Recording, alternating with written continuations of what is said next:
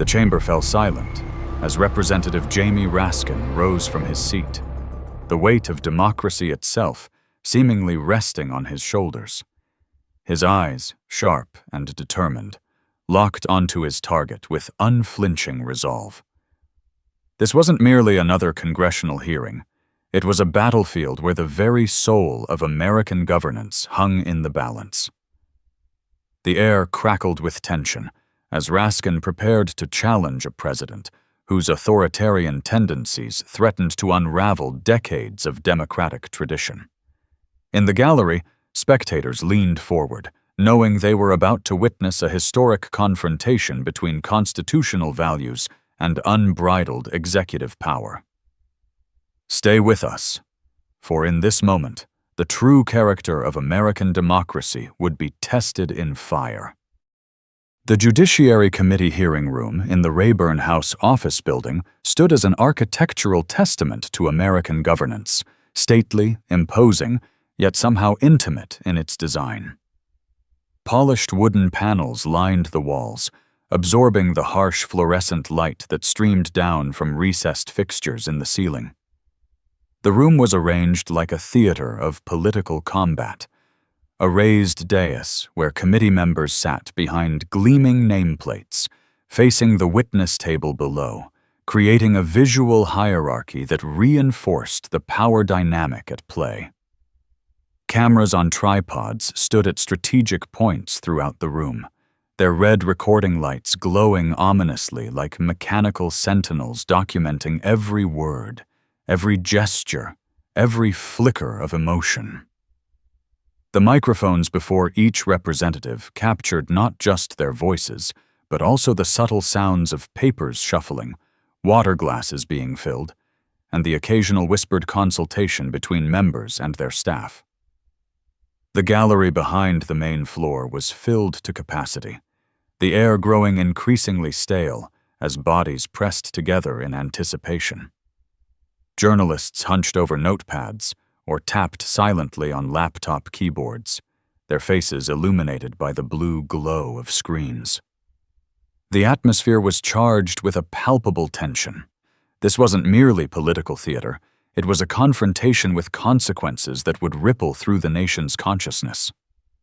Representative Jamie Raskin sat with perfect posture, his spine rigid with resolve. His files were arranged before him with methodical precision. Evidence gathered, facts confirmed, arguments honed to razor sharpness. The light caught the silver in his hair as he adjusted his glasses, a gesture that betrayed not nervousness, but preparation. His eyes, keen and observant, took in the room with the practiced assessment of a constitutional scholar turned political warrior. Beside him, Representative Becca Balint exhibited a different but equally formidable presence. Her facial expression conveyed a controlled indignation, the righteous anger of someone who had witnessed injustice and refused to remain silent. Her hands, when not gesturing to emphasize a point, remained clasped firmly before her, knuckles occasionally whitening when particularly egregious policies were discussed. Across the political divide sat their Republican counterparts, their faces a study in defensive posturing. Some maintained expressions of studied boredom, a tactical disinterest designed to diminish the gravity of the proceedings. Others wore masks of thinly veiled contempt, their eyes occasionally rolling when Democratic members spoke, their bodies' language communicating dismissal before a single word was uttered in response. Between them all hung the unspoken presence of the president himself, not physically in the room, but the center of gravity around which this political confrontation orbited. His policies, his decisions, his vision for America was the true subject under examination, and everyone in the chamber felt the weight of his influence pressing down upon the proceedings. When Chairman gavelled the session to order, the room's ambient murmur dissolved into expectant silence. Representative Raskin didn't rush to speak when recognized. Instead, he allowed a moment of silence to settle over the chamber, understanding the psychological power of anticipation. When he finally leaned toward his microphone, his voice carried not just through the audio system, but seemed to resonate with the weight of historical precedent. "You know," he began, his tone conversational yet pointed, "it must be tough to be an authoritarian." The statement hung in the air, simple yet devastating in its implications. Several Republican members shifted uncomfortably in their seats, papers suddenly requiring their attention. Raskin continued, his rhythm deliberate as he laid out the promises made: lower prices, ended inflation, peace in Ukraine, global respect, contrasting them with the harsh reality of an administration floundering just 100 days into its term. As Raskin described an economy in freefall, the stock market sinking, and inflation soaring, his hands sketched downward trajectories in the air, physically manifesting the decline he described. His reference to $7 trillion in American retirements and wealth being destroyed landed like a physical blow in the chamber. Several staffers in the background winced involuntarily, the enormity of the number transcending partisan divides. When he mentioned imbecilic tariffs plunging the nation into a global trade war, Raskin's voice took on a professor's clinical assessment, the kind that doesn't need to raise in volume to devastate the subject under examination. The exception, he noted, except, of course, for your bosom buddies in Russia, was delivered with a subtle shift in tone that transformed factual observation into damning indictment. The words hung in the air, a silent accusation that no one rushed to refute. The power in Raskin's approach became most evident when he shifted to approval ratings. With each president he named, Obama at 69%, Reagan at 73%, Truman at 87%, Roosevelt at 68%, Raskin's voice gained momentum, building toward the devastating contrast. But Donald Trump is at 39%, the lowest 100-day approval rating since polling began. The Republican members' faces remained carefully composed, but the subtle tells were there. A tightened jaw, a pen tapped with slightly more force against a notepad, a glance exchanged between colleagues that communicated uncomfortable recognition of the political vulnerability being exposed.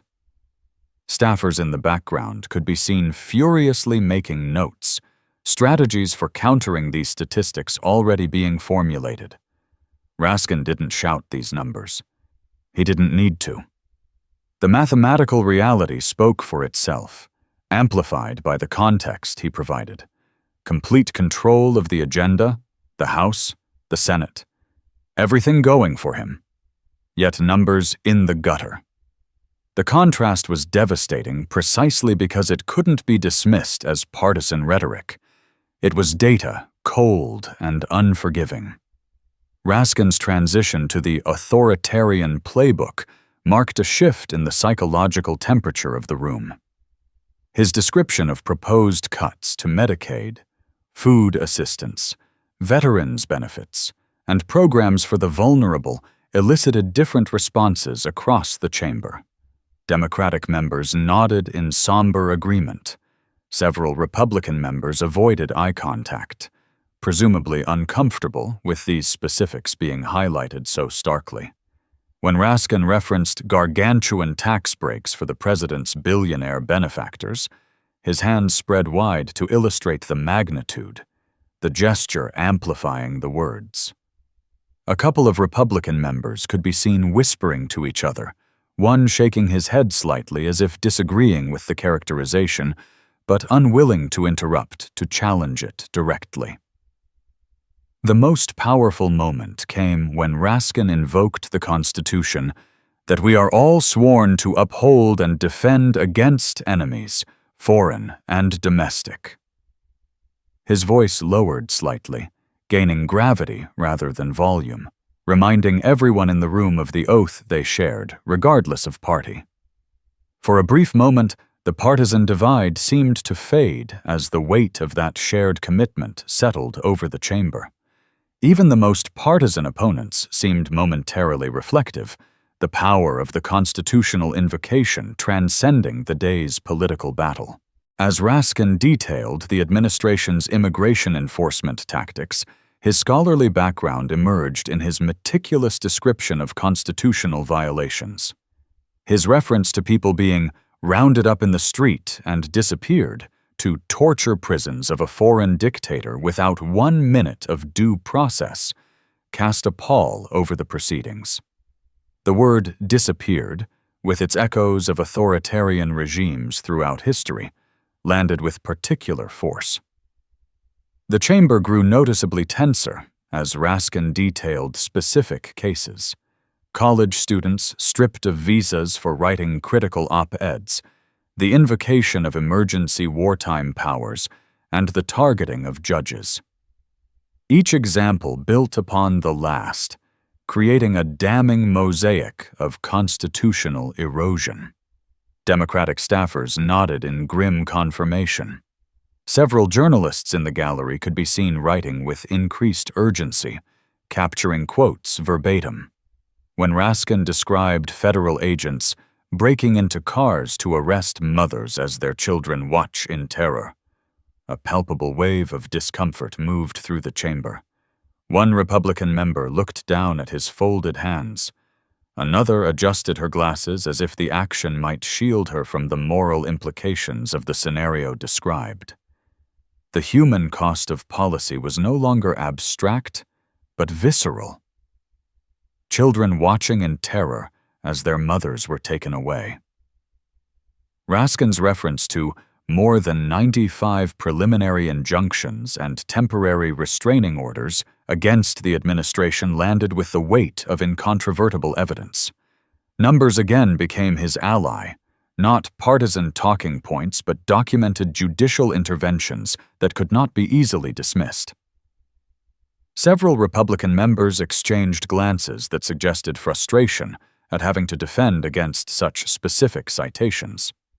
As Raskin detailed the committee bill seeking to strip the courts of their power, his voice took on a quality of restrained alarm. This wasn't merely criticism of policy, but a warning about fundamental changes to the separation of powers.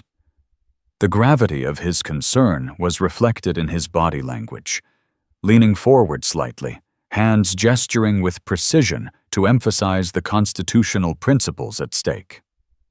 The contrast he drew between defunding courts while providing an astonishing $81 billion for immigration roundups was delivered with arithmetical clarity that transcended partisan framing.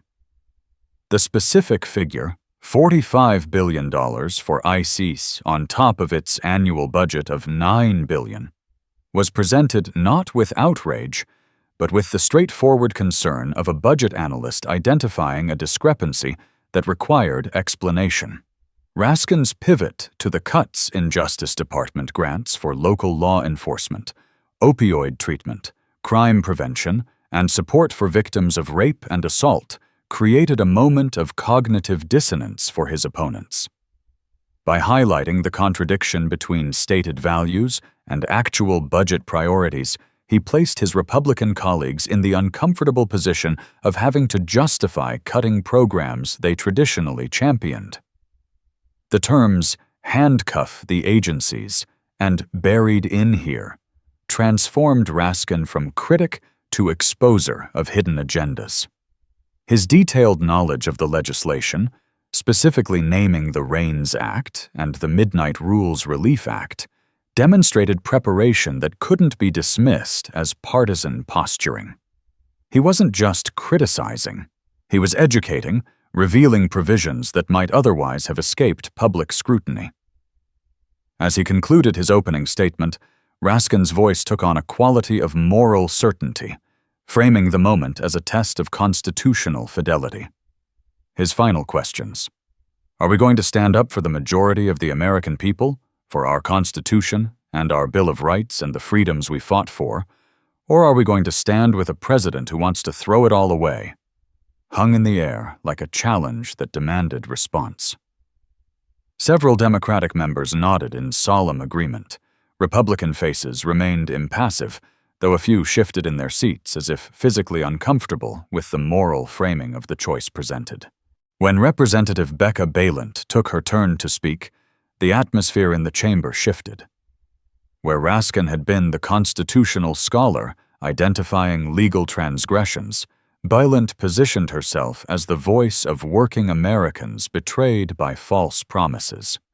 Her posture was different. Less the academic pointing out inconsistencies, more the advocate channeling the frustration of constituents whose daily lives were affected by the policies under discussion. Balint's opening line, "House Republicans have spent the last 3 months insisting that they are the party of working people," was delivered not with sarcasm, but with a kind of sorrowful disappointment that seemed to cut deeper than anger would have. She emphasized, "They have control of all branches of government," pausing briefly after each mention of House, Senate, and White House to let the totality of Republican power sink in, making the contrast with inaction all the more damning.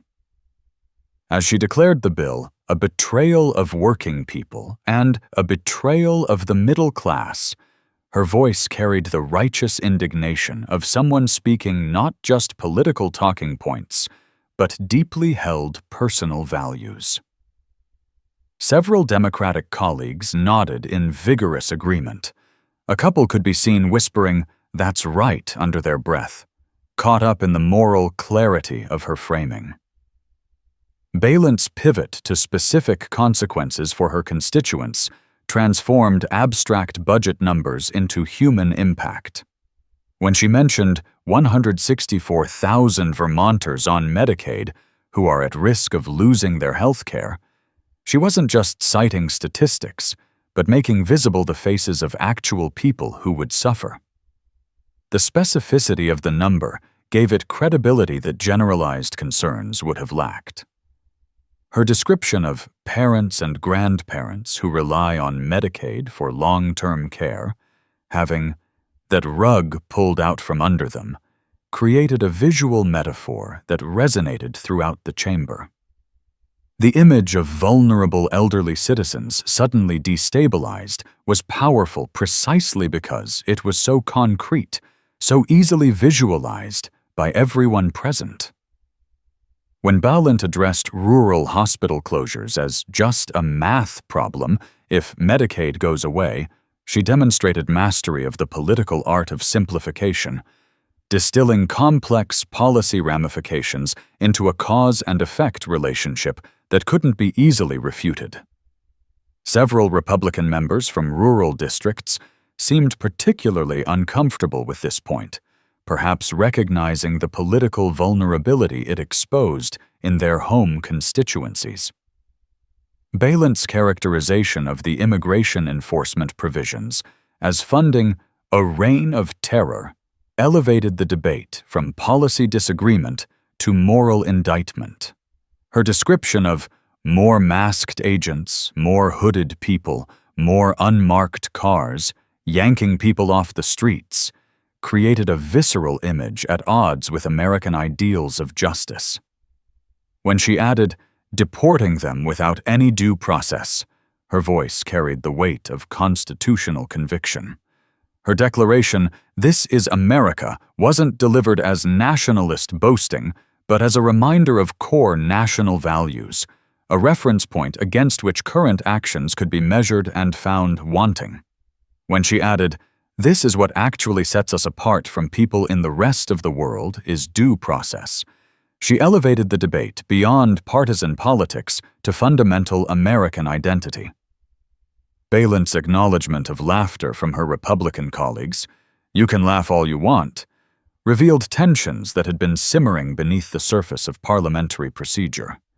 Her follow-up, "If we don't stand up for due process, we are not the United States of America anymore," framed the stakes not as a policy preference, but as a question of national identity itself.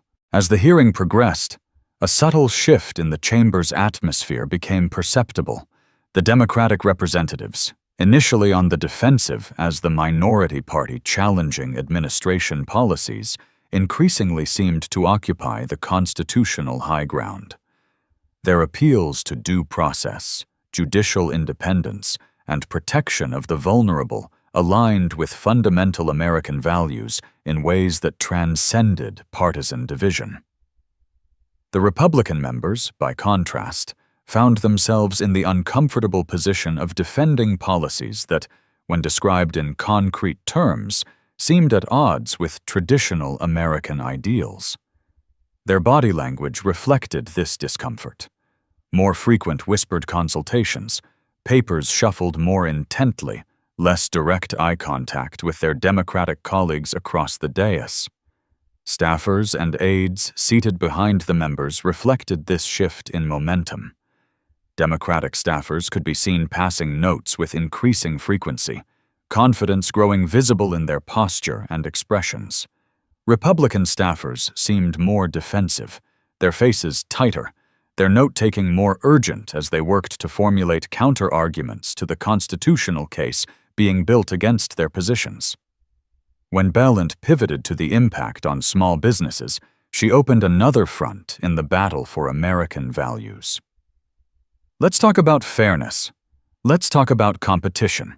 Let's talk about all my small businesses who just want a fair shot, she challenged, invoking principles that traditionally resonated across the political spectrum. Her question, why would you go after the FTC and make it harder for small businesses to survive in this landscape, was particularly effective because it used traditionally conservative values of competition and fairness against policies being advanced by Republican colleagues. You all talk about competition. You all talk about a healthy process in this country to have competition, to have a healthy economy, and then you go after the FTC, she continued, her tone one of genuine bewilderment at the contradiction. Her conclusion, it doesn't make any sense, and it doesn't pass the straight-face test, wasn't delivered as partisan attack, but as logical assessment that invited Republican members to explain the apparent contradiction in their own terms. The effectiveness of this approach was visible in the Republican response, or lack thereof. No one jumped to interrupt with an explanation. Several members seemed suddenly engrossed in their notes or engaged in whispered consultations with staffers. The silence in response to her direct challenge spoke volumes about the difficulty of defending the position she had critiqued. As the hearing moved toward conclusion, both Raskin and Balint returned to the core themes that had defined their presentations: constitutional values, protection of vulnerable Americans, and the stark contrast between Republican rhetoric and the actual impact of their proposed policies. Their closing statements weren't delivered with theatrical flourish, but with the steady conviction of public servants who believed deeply in the principles they were defending. Raskin's summation returned to his opening frame. An administration turning to authoritarian measures to compensate for policy failures. His final reference to polling numbers. This is why Donald Trump's polling numbers are in the gutter and at a historic low, connected constitutional concerns to political reality, suggesting that the American public recognized and rejected the authoritarian tendencies being exhibited. Balint's conclusion was more personal, invoking the people who had sent her to Congress to work on behalf of them, not big corporations, not authoritarians who are would-be dictators. Her voice carried the emotional weight of connection to specific constituencies, all the working people in Vermont, and all of the immigrants, those who have become part of the fabric of Vermont's economy and our communities.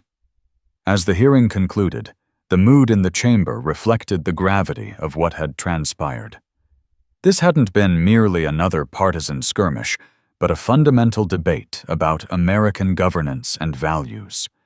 Democratic members gathered in small groups, their expressions suggesting both concern about the challenges outlined and determination to continue the fight. Republican members seemed more subdued, some quickly exiting the chamber, others remaining in their seats reviewing notes as if searching for more effective counterarguments for future confrontations. Journalists in the gallery were already typing furiously, recognizing the significance of what they had witnessed. The constitutional arguments presented wouldn't be easily dismissed as partisan talking points. They raised fundamental questions about the direction of American governance that would resonate beyond the committee room into the broader national conversation. As the participants dispersed and the cameras were powered down, the empty committee room retained echoes of the constitutional confrontation that had just taken place.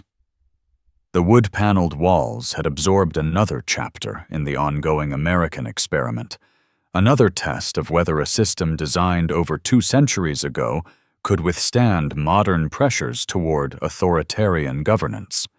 The questions raised wouldn't be resolved in a single hearing. They would continue to reverberate through the halls of Congress, through courtrooms across the nation, and ultimately through ballot boxes where citizens would render their judgment. The hearing had made visible the fault lines in American democracy, the tension between executive power and constitutional restraints, between nationalist rhetoric and universal principles of justice, between policies that benefited the few and protections for the vulnerable many. What remained clear beyond partisan division was that American democracy remained a contested space, its future not guaranteed by historical momentum, but dependent on the willingness of each generation to defend its core principles. In that contested space, voices like those of Representatives Raskin and Balint served as reminders that the Constitution wasn't merely a historical document, but a living challenge to each generation of Americans, a call to create a more perfect union not through authoritarian simplicity, but through the more difficult, more worthy path of democratic governance. The empty microphones stood silent now, but the questions they had amplified remained. Would America remain faithful to its constitutional principles? Would the nation choose leaders who respected legal constraints on power? Would the needs of vulnerable citizens be sacrificed to benefit the wealthy few? These questions would continue to define the American experiment long after this particular hearing had faded from memory, for they were not merely political, but fundamental to the nation's identity and purpose.